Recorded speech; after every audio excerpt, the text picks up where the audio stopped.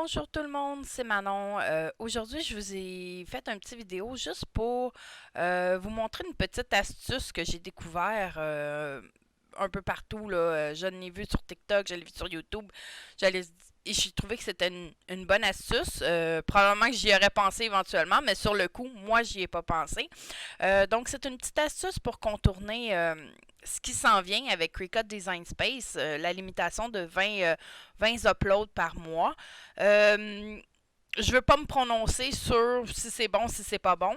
Je vous ai quand même trouvé une petite astuce pour un petit peu contourner ça. C'est pas le contourner, mais c'est pour faire plus de votre côté pour en profiter un petit peu plus. Donc, ce que je vous offre, c'est de faire un seul upload, mais avec plusieurs MPG ensemble.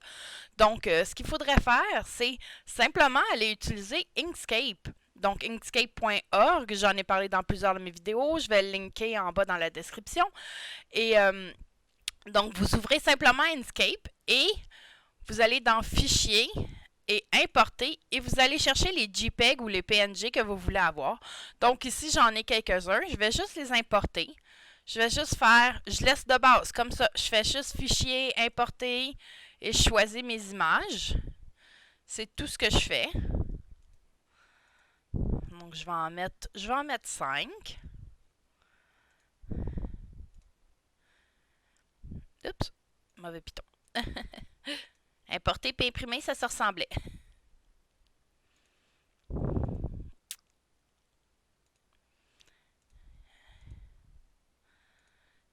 Et voilà. Donc, j'ai mes 5 images. Oh, juste pour que ça soit égal, on va en mettre une 6e. Et voilà. Donc, ici, j'ai mes 6 PNG que j'aimerais utiliser comme print and cut avec Cricut Design Space.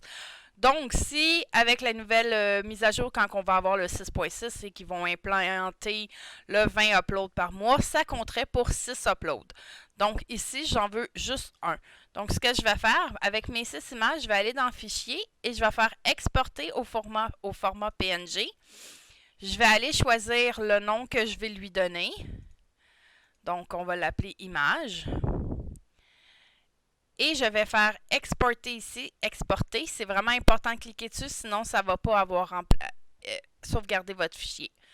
Donc, c'est juste ça à faire. Ensuite, je vais aller dans mon Design Space. Je vais aller dans mon Upload et je vais choisir l'image.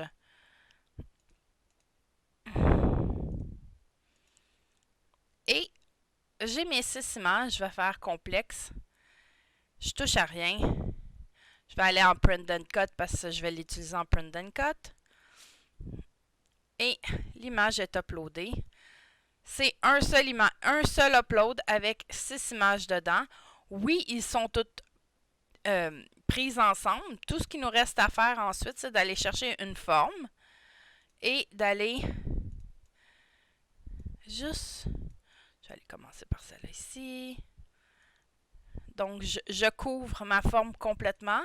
Je sélectionne mes deux layers, si on veut, et je vais faire slice, donc couper.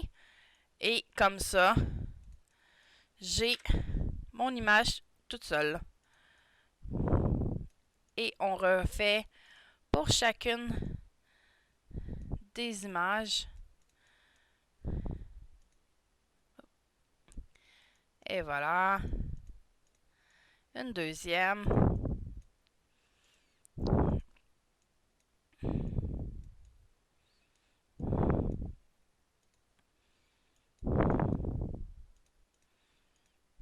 Troisième.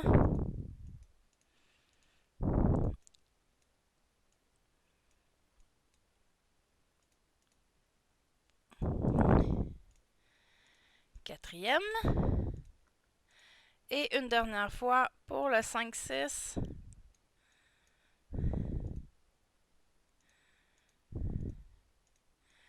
Et voilà, on a 6 images complètement séparées qu'on peut utiliser pour faire des print and cut. Et éventuellement aussi avec la mise à jour, à ce qui paraît, on va pouvoir prendre une image d'un projet et le copier dans un autre projet. Donc aussi, pour ça, ça va être pratique. Ou exemple ici, vous voulez juste vous voulez utiliser juste un, vous pouvez les cacher. Et voilà, je n'ai que celle-là.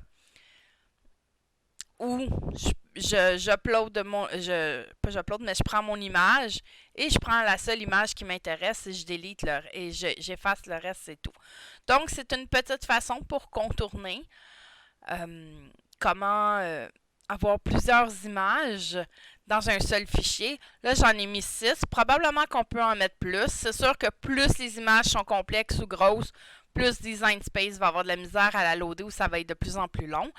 Mais je veux dire, on n'est quand même pas limité à 6. On peut aller à plus ou à moins.